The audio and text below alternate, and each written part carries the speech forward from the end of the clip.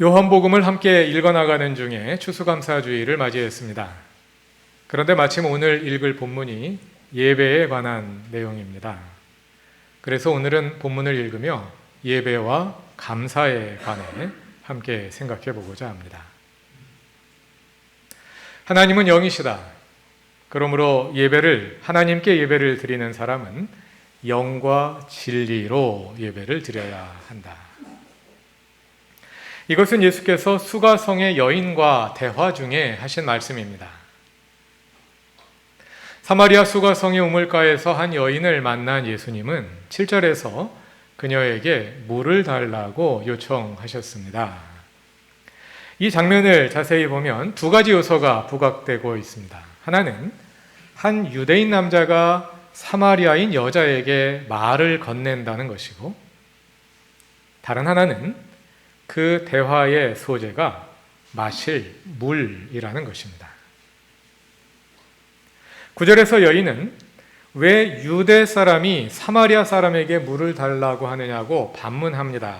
이 여인의 관심은 이 장면의 두 요소 가운데 첫 번째, 즉 유대인이 사마리아인에게 말을 건넨다는 사실에 초점이 맞춰져 있습니다.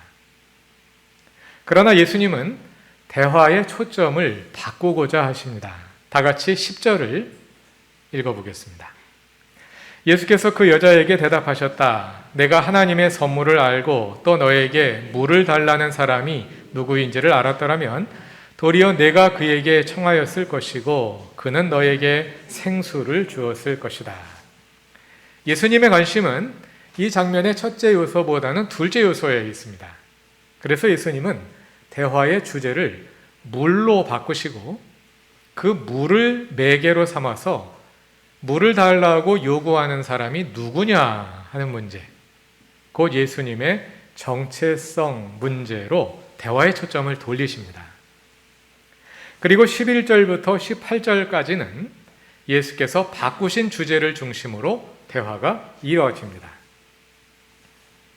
그런데 이 여인도 만만치 않습니다. 이 여인은 단지 수동적으로 끌려가지 않고 자기 자신의 질문을 적극적으로 제시합니다. 다 같이 19절과 20절을 읽어보겠습니다. 여자가 말하였다. 선생님, 내가 보니 선생님은 예언자이십니다. 우리 조상은 이 산에서 예배를 드렸는데 선생님네 사람들은 예배 드려야 할 곳이 예루살렘에 있다고 합니다. 여인은 먼저 예수를 칭찬합니다. 선생님, 내가 보니 선생님은 예언자이십니다. 이것은 예수가 누구시냐 하는 주제, 곧 예수께서 이끌어 가시는 그 대화에 동조하는 것입니다. 그런데 여인은 이렇게 예수님의 말씀에 동의해 놓고는 대화의 주제를 다시 자기의 관심사인 유대인과 사마리아인의 관계로 슬쩍 돌립니다. 선생님은 참으로 예언자이십니다. 그런데 말입니다. 사마리아의 그리심산에서 예배드리는 게 맞습니까? 예루살렘 성전에 가서 예배드리는 게 맞습니까? 이렇게 말이죠. 대단한 여성입니다. 예수님 앞에서 자기 아젠다를 설정할 줄 알아요. 여인의 질문은 예배의 장소에 관한 것이었습니다. 유대인과 사마리아인 사이에는 예배의 장소로 인한 오랜 갈등이 있어 왔기 때문입니다. 그 갈등의 출발점이라 할 수 있는 사건이 구약성경 에스라기 4장에 기록되어 있습니다. 유대인들이 바벨론 포로에서 돌아와서 제2성전을 건축할 때 사마리아인들이 함께 참여하기를 원했으나 유대인들이 거부한 것입니다. 사마리아인들은 그에 분개하여 그 후로는 예루살렘 성전 건축을 방해합니다. 그리고 주전 4세기에는 그리심산에, 사마리아 지역에 있는 그리심산에 자기들만의 성전을 따로 세웁니다. 그 후 유대인들은 예루살렘을, 사마리아인들은 그리심산을 예배의 장소로 삼게 되지요. 예수님은 21절부터 24절에서 여인의 질문에 대답하십니다. 그 말씀이 오늘 우리가 함께 읽은 본문입니다. 그 여인은 이렇게 자기의 질문을 해결하고 난 후에 25절에서 다시 대화의 주제를 예수의 관심사로 돌려드립니다. 나는 그리스도라고 하는 메시아가 오실 것을 압니다. 그가 오시면 우리에게 모든 것을 알려주실 것입니다. 그에 답하여 예수님은 바로 그 자신이 메시아라고 알려주시지요. 요한복음 4장은 이렇게 예수가 누구시냐 하는 주제를 다루는 긴 대화 속에 성전과 예배에 관한 짧은 대화가 끼어 있는 구조로 되어 있는데요. 이 두 주제는 서로 밀접하게 관련되어 있습니다. 요한복음 2장 21절은 예수의 몸이 곧 성전이라고 말하지 않습니까? 본문 요한복음 4장 21절에서 예수님이 그리심산 성전도 아니고 예루살렘 성전에서도 아니고 영과 진리로 예배드려야 한다 하고 말씀하실 때 그것은 참 성전이신 예수 안에서 예배드려야 한다 하고 말씀하시는 것과 같습니다. 그러나 아직 답이 충분하지는 않습니다. 영과 진리로 예배하는 것이 무엇이냐? 예수 안에서 예배하는 것이다. 그럼 예수 안에서 예배하는 것은 무엇이냐? 영과 진리로 예배하는 것이다. 이런 순환 논리에 빠질 수밖에 없겠죠. 그래서 영과 진리로 예배한다는 말의 구체적인 내용이 무엇인지 좀 더 찾아볼 필요가 있습니다. 영과 진리로, 헬라어로는 en pneumati kai aletheia, 영어로 직역하면 in spirit and truth인데요. in spirit and in truth가 아니라 in spirit and truth입니다. 전치사 하나에 명사 두 개가 and로 연결되어 있습니다. 헬라어에서 이런 경우에는 spirit과 truth가 서로 다른 두 개의 실제를 가리키기보다는 하나의 실제를 가리키는 이중 표현인 경우가 많습니다. and로 연결된 두 단어가 동의어이든지 아니면 한 단어가 다른 단어를 수식해 주는 것입니다. 그러한 언어 관습에서 보자면 영과 진리를 진리의 영 이렇게 이해할 수도 있고 영으로 곧 진리로 이렇게 이해할 수도 있습니다. 이런 기본적인 이해를 토대로 먼저 영으로 예배 드려야 한다는 말에 관해 생각해 봅시다. 예수께서 24절에서 말씀하시는 것처럼 우리가 영으로 예배 드려야 하는 이유가 뭔가요? 우리가 영으로 예배 드려야 하는 이유는 하나님이 영이시기 때문입니다. 예배란 하나님과 소통하는 것인데 하나님은 영이시므로 영으로 예배해야 하나님과 소통이 되겠지요. 하나님은 사람과 소통하기 위해 사람의 몸이 되어 이 땅에 오셨습니다. 그분이 예수님이십니다. 그처럼 우리는 하나님과 소통하기 위해서는 영으로 예배해야 합니다. 그런데 인간인 우리가 어떻게 영으로 예배할 수 있을까요? 그것을 돕기 위해 오신 분이 예수를 대신하여 오신 성령이십니다. 하나님께서 우리와 소통하기 위해 사람이 되어 오신 분이 예수님이시고 우리로 하여금 하나님과 소통할 수 있도록 돕기 위해 오신 분이 성령이십니다. 영으로 예배한다는 것은 성령을 통한 하나님의 임재 가운데 성령에 이끌려 예배하는 것입니다. 아마 이것만으로는 설명이 충분하지 않을 것입니다. 그런데 나중에 요한복음에 예수님께서 성령에 관해서 말씀하시는 본문이 있으므로 그 본문을 읽을 때 성령에 관해서 더 생각해 보기로 하겠습니다. 다음은 진리에 대해서 생각해 봅시다. 진리가 뭘까요?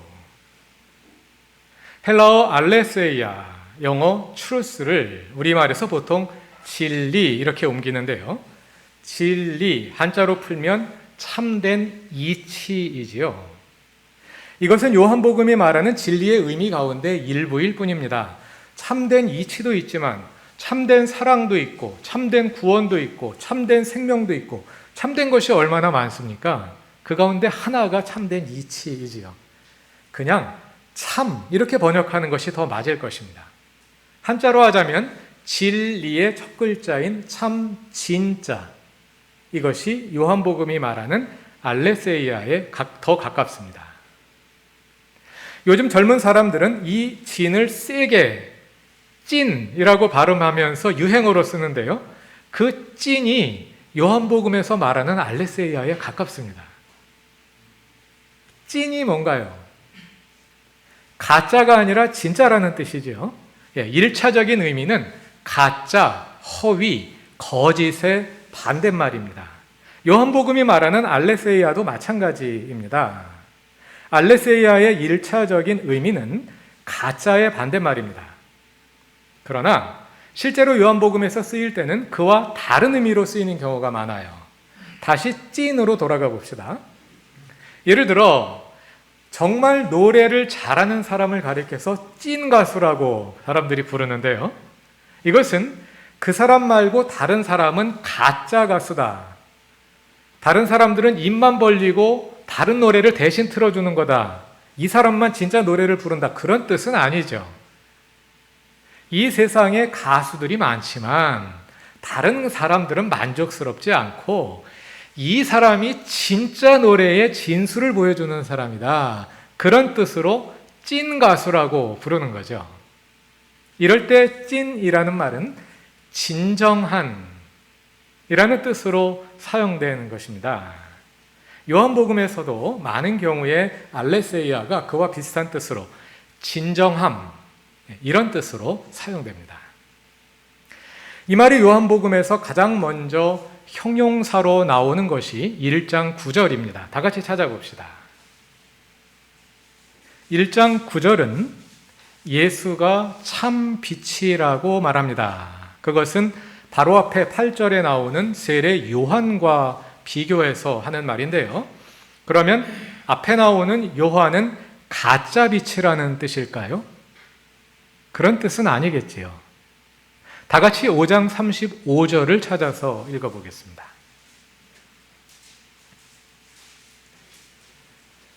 요한복음 5장 35절입니다. 요한은 타오르면서 빛을 내는 등불이었다. 너희는 잠시 동안 그의 빛 속에서 즐거워하려 하였다. 요한은 가짜 빛은 아니에요. 요한도 빛입니다. 요한도 빛을 비추었습니다. 그러나 진정한 빛은 예수 그리스도다. 찐 빛은 예수 그리스도다. 그런 뜻이지요. 이것이 1장 9절이 말하는 참 빛이라는 말의 의미입니다. 다시 오늘 본문으로 돌아와서 4장 23절을 함께 읽어보겠습니다. 4장 23절입니다. 참되게 예배를 드리는 사람들이 영과 진리로 아버지께 예배를 드릴 때가 온다. 지금이 바로 그때이다. 아버지께서는 이렇게 예배를 드리는 사람들을 찾으신다. 이 참이라는 말이 2번 나와요. 참되게 형용사로 한 번 나오고 예배를 드리는 사람들은 영과 진리로 명사로 한 번 나오고 다른 단어로 번역되니까 다른 단어처럼 이렇게 있습니다만 영과 참으로 이거죠. 참되게 예배를 드리는 사람들이 영과 참으로 하나님께 예배를 드릴 때가 온다 이건데요. 참되게 예배를 드린다는 말이 무슨 뜻일까요? 그 앞에 나오는 22절에서 예수님은 사마리아 사람들이 알지 못하는 것을 예배한다 이렇게 말씀하십니다. 알지 못하는 신을 예배한다는 뜻이 아니고요. 알지 못하는 것을 예배한다. 그러니까 알지 못하고 예배한다 이런 뜻입니다. 그것은 그들이 가짜 예배를 드린다는 뜻은 아닐 것입니다. 그들도 나름대로 진짜 예배를 드리라고 애쓰는 겁니다.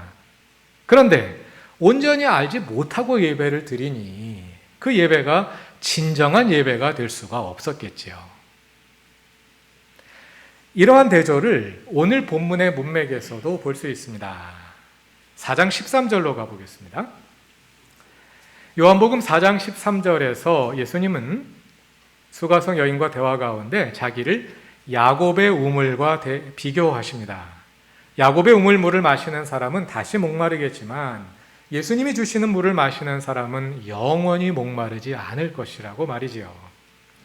여기서 예수님은 자신이 주시는 물을 야곱의 우물에서 나오는 임시방편적인 물과 대조되는 진정한 생수, 참된 물로 표현하고 있습니다. 여기서 우리는 요한복음이 말하는 진리, 알레세이아가 요즘 유행어로 사용되는 찐과 근본적으로 구별되는 점을 찾아볼 수 있습니다. 유행어로 사용되는 찐은 상대적으로 비교할 때 최고라는 뜻입니다. 그 사람 찐 가수야, 최고야, 그 사람이 가장 잘해, 이런 뜻이죠.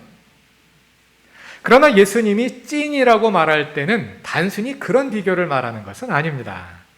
이 말을 생수에 적용해 봅시다. 어떤 물이 찐 생수라고 한다면 이 물이 1등급수, 최상급수라는 뜻일 것입니다. 그러나 최상급수를 마셔도 시간이 지나면 다시 목마르게 됩니다. 예수님이 주시는 물은 그냥 1등급수, 최상급수가 아니라 그 물을 마시면 영원히 목마르지 않게 되는 영원한 생명의 물입니다. 찐 생명의 물입니다. 이러한 대조가 여러 곳에서 나타나는데요. 또 요한복음 3장에서는 니고데모와의 대화에서는 영과 육의 대조로 나타납니다. 예수와 니고데모의 대화 가운데 일부인 3장 5절로 가봅시다. 3장 5절과 6절을 다 같이 읽어보겠습니다.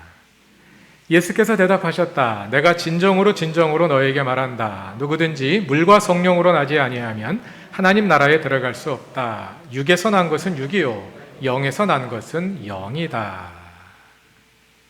예수께서 니고데모에게 위로부터 나지 않으면 하나님 나라를 볼 수 없다고 말씀하셨을 때 니고데모는 그것을 어머니 뱃속에 들어갔다가 다시 난다는 말로 잘못 알아들었습니다.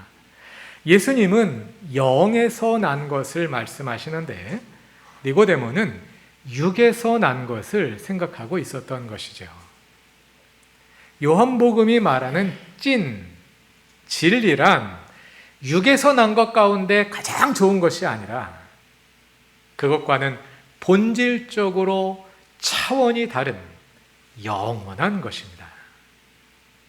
그것을 가리켜 요한복음은 영이다 하고 말하는 것이죠. 영으로 난 것이다. 이렇게 본다면 진리로 예배한다는 말과 영으로 예배한다는 말이 서로 매우 가까운 뜻을 가지고 있음을 알 수 있지요. 영으로 곧 찐으로 예배하는 것입니다. 자, 지금까지 요한복음에 나오는 진리, 알레세이아의 두 가지 의미를 말씀드렸습니다. 하나는 가짜, 허위, 거짓과 대조되는 진짜라는 의미이고, 다른 하나는 임시방편적인 것에 대조되는 영원하고 본질적인 것이라는 의미입니다. 그 외에도 한 가지 더 고려해야 할 것이 있습니다. 요한복음은 매우 유대적인 책입니다. 요한복음의 저자는 이 책을 헬라어로 썼지만 유대인이기 때문에 생각은 유대적으로 하면서 그 생각을 헬라어로 표현하는 경우가 많습니다. 우리가 영작을 하게 되면 영어로 글을 쓰지만 우리말로 생각을 하면서 영어로 글을 쓰게 되잖아요. 그러면 그 문장에는 영어적인 의미, 그 단어를 사용할 때는 영어적인 의미도 들어가지만 우리가 번역하고자 했던 한국어의 의미가 함께 들어가게 되지요. 마찬가지입니다. 요한복음도 마찬가지입니다. 그래서 우리는 요한복음을 헬라어로 읽을 때 헬라어의 의미를 찾을 뿐 아니라 저자가 어떤 히브리어를 이 헬라어 단어로 번역한 것일까, 이것을 함께 생각하며 읽어야 합니다. 요한복음뿐 아니라 신약성경 전체가 그렇습니다. 신약성경 대부분 저자가 유대인들이기 때문에. 헬라어 성경에서 진리를 뜻하는 알레세이아는 많은 경우에 히브리어 에메트를 번역한 말입니다. 다 같이 1장 14절을 찾아보겠습니다. 1장 14절입니다. 다 같이 읽겠습니다. 그 말씀은 육신이 되어 우리 가운데 사셨다. 우리는 그의 영광을 보았다. 그것은 아버지께서 주신 외아들의 영광이었다. 그는 은혜와 진리가 충만하였다. 예수님은 사람이 되신 하나님이심을 설명하는 구절인데요. 지난번에 이 본문으로 설교하면서 말씀드렸습니다만 14절 마지막에 나오는 은혜와 진리, 이것은 구약 성경에서 하나님의 속성을 대표하는 단어입니다. 히브리어로는 헤세드와 에메트를 번역한 말입니다. 여기서 둘째 단어인 에메트의 기본적인 의미는 신실함입니다. 신실함. 하나님과 우리의 언약 관계에서 요구되는 신실함, 그것을 가리키는 단어입니다. 이 신실함이라는 말이 신약 성경에서 피스티스, 믿음으로 번역되기도 하고 알레세이아, 진리로 번역되기도 해요. 그러니까 우리가 알고 있는 일반적인 의미와는 많이 다르기 때문에 혼동이 될 수도 있습니다만 이걸 정확히 이해하는 것이, 히브리어적인 의미를 정확히 이해하는 것이 중요합니다. 신실함이라는 뜻이에요. 그러니까 요한복음은 신실함이라는 뜻으로 진리, 알레세이아라는 단어를 썼을 가능성이 많은 것입니다. 자, 정리해 보겠습니다. 하나님은 영이시다. 그러므로 하나님께 예배를 드리는 사람은 영과 진리로 예배 드려야 한다. 진리에는 세 가지 의미가 있다 그랬죠. 첫째 의미는 가짜가 아니라 진짜라는 뜻입니다. 그렇게 이해하면 가짜 영이 아니라 진짜 영으로 예배해야 된다, 그런 말인데요. 그 말도 맞는 말입니다만 본문의 문맥에 어울리는 의미인 것 같진 않아요. 본문의 이슈는 바로 알고 예배하느냐 잘못 알고 예배하느냐의 문제이지, 하나님께 예배하느냐 가짜 영에게, 귀신에게, 사탄에게 예배하느냐 그런 문제는 아니거든요. 사마리아 사람들이 그리심산에서 하나님께 예배드린 거지 귀신에게 예배드린 것이 아닙니다. 첫 번째 의미는 아닌 것 같습니다. 진리의 둘째 의미는 진정한이라는 뜻입니다. 그렇게 이해하면 예수님의 말씀은 진정 성령에 이끌려 예배해야 한다, 그런 뜻이 됩니다. 진정으로 성령에 이끌려 예배해야 한다. 예배의 모양만 갖춘 거칠의 예배나 성의 없이 드리는 함량 부족의 예배가 아니라 온전히 성령께 이끌려 이곳에 임재하신 하나님과 소통하는 찐 예배가 되어야 한다 하는 뜻입니다. 셋째 의미로 이해하면 영과 진리로 예배한다는 말은 신실함의 영으로 예배한다 하는 뜻이 됩니다. 우리가 오늘도 살아있어 함께 예배할 수 있는 것은 하나님이 신실하신 분이시기 때문입니다. 그 백성과의 언약에 신실하신 하나님은 자기 백성을 구원하기 위해 친히 사람이 되어 이 땅에 오셨습니다. 또 성령으로 오셔서 우리로 하여금 영으로 하나님을 예배할 수 있도록 도우십니다. 그 하나님의 신실하심으로 말미암아 우리가 거룩한 백성이 되고, 그 하나님의 신실하심으로 말미암아 우리가 하나님을 예배할 수 있는 것입니다. 이처럼 하나님의 신실하심은 우리가 하나님을 예배하는 이유이자 동시에 우리의 예배를 가능하게 하는 매개이자 동력이기도 합니다. 그래서 우리가 영에 이끌려 그 신실함에 대한 응답으로, 신실함의 영으로 하나님을 예배하는 것입니다. 이러한 예배 속에서 우리가 영에 이끌려 하나님의 신실하심에 대해 할 수 있는 최선의 응답은 감사일 것입니다. 그래서 우리의 예배의 본질은 감사입니다. 추수감사 예배만 감사 예배가 아니라 우리의 모든 예배가 곧 감사입니다. 그런 의미에서 추수감사주일은 예배의 본질이 무엇인지를 되새기는 날입니다. 지난 한 해 우리의 삶을 돌아볼 때 하나님의 신실하심의 흔적이 여기저기 남아있음을 발견하게 됩니다. 그것이 때로는 기쁨이었지만 때로는 슬픔이기도 했습니다. 때로는 성공이었지만 때로는 실패이기도 했습니다. 때로는 명예로운 일이었지만 때로는 부끄러운 일이기도 했습니다. 그러나 그 모든 일들이 하나님의 사랑과 은혜의 기회였음을 발견하며, 그렇게 하나님은 우리에게 늘 신실한 분이셨음을 다시 확인합니다. 우리는 그에 대해 감사합니다. 하나님을 향한 우리의 감사를 어떻게 표현할 수 있을까요? 그 최선의 표현이 예배입니다. 신실함의 영에 이끌려 드리는 예배입니다. 그리고 우리가 감사로 예배할 때 그 예배가 진정성 있는 예배가 될 것입니다. 찐 예배는 찐 감사로 드리는 예배입니다.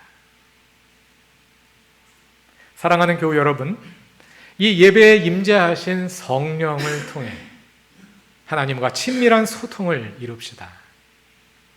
그리고 하나님의 신실하심에 대해 우리도 그분께 신실한 삶의 예배로 응답합시다.